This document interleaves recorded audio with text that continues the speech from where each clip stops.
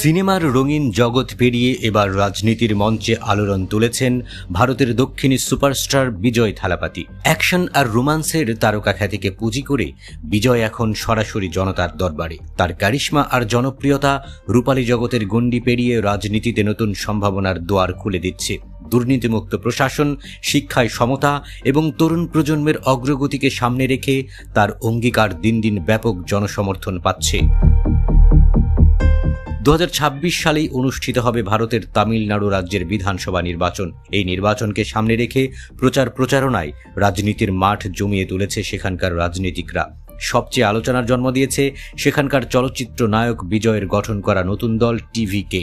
বিজয় যেখানেই সমাবেশ করছেন সেখানেই দূর দূরান্ত থেকে ছুটে আসছে তামিলনাড়ুর হাজার হাজার মানুষ। বিজয় থালাপাতিকে নিয়ে এমন উন্মাদনা ভারতীয় রাজনীতিবিদদের পুরোই তাক লাগিয়ে দিয়েছে। গত শনিবার তামিলনাড়ুর ভেলুসামাইপুরামে তেমনই একটি জনসভার আয়োজন করেছিলেন বিজয়। ধারণা করা হচ্ছিল জনসভায় সর্বোচ্চ 30,000 লোক আসতে পারে, কিন্তু বিজয়ের জনসভার কথা শুনে সেখানে হাজির হয় প্রায় 60,000 মানুষ। বিজয়কে এক নজর দেখতে ভক্তদের এত উন্মাদনা ছিল যে পদদলিত হয়ে মারা যায় 40 জন। এ থেকে বোঝা যাচ্ছে রাজনীতির মাঠে কতটা আলোড়ন তৈরি করেছে বিজয়। ভারতের একমাত্র অভিনেতা হিসেবে একটি চলচ্চিত্রের জন্য 200 কোটি রুপি পারিশ্রমিক নেয়ার রেকর্ড গড়েছিলেন বিজয়। পারিশ্রমিকের দিক দিয়ে শাহরুখ খান, সলমান খান, প্রভাস, আল্লু অর্জুন, রজনীকান্ত এবং আমির খানের মতো বাঘা বাঘা তারকাকে পেছনে ফেলে দেন তিনি। সিনেমার আকাশচুম্বী জনপ্রিয়তা থাকলেও তামিলনাড়ুর জনগণের জন্য কিছু করতে চাইছিলেন বিজয়। সেই ভাবনা থেকেই ধীরে ধীরে রাজনীতির প্রতি আগ্রহ বাড়তে থাকে তার। এরপরই 2024 সালের ফেব্রুয়ারিতে আনুষ্ঠানিকভাবে সিনেমা থেকে অবসরের ঘোষণা দেন বিজয়। এরপর কোনো রাজনৈতিক দলে যোগ না দিয়ে নিজেই খুলে ফেলেন টিভিকে নামের এক নতুন দল।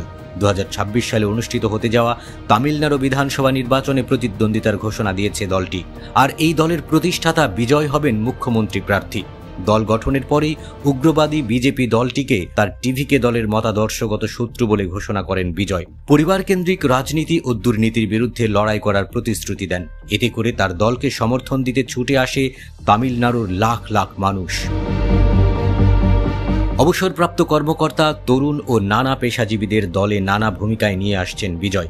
2026 সালের বিধানসভা নির্বাচনকে সামনে রেখে ইতিমধ্যে 70,000 বুথ এজেন্ট নিয়োগ দিয়েছেন তিনি। এতে বোঝা যাচ্ছে শুধু সিনেমায় নয়, সাংগঠনিক ক্ষেত্রেও বেশ দক্ষ 51 বছর বয়সী এই অভিনেতা। ভক্তদের অগাধ ভালোবাসাকে তিনি রাজনৈতিক শক্তির রূপ দিতে পারবেন কিনা সেটিই এখন দেখার বিষয়।